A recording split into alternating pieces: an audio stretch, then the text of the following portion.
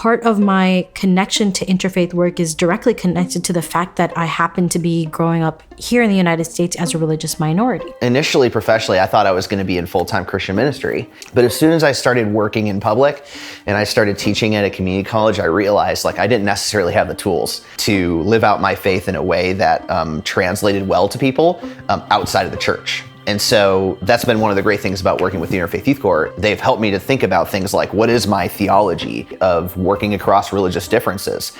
As a Muslim person, I care deeply about social justice. Our communities, just like any other community in the United States, care just as much about potholes and drinking water and public education. And so what I'm able to do in the work that I do now is to create opportunities for my communities to share both their concerns with folks in elected office and in government agencies, and to, at the same time, educate and build up the interreligious and intercultural literacy of those folks who represent us and serve us in government.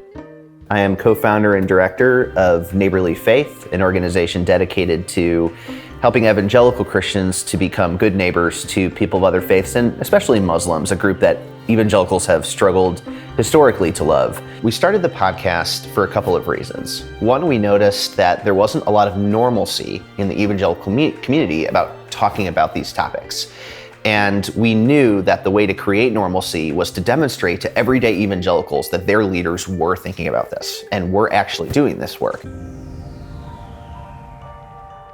I remember meeting Usra for the first time at a conference and noticing right away that we had some similar ways of seeing the world and some similar goals of how we wanted people, our society, to begin crossing boundaries of difference and getting to know one another and cooperating in ways that solved common issues in our society.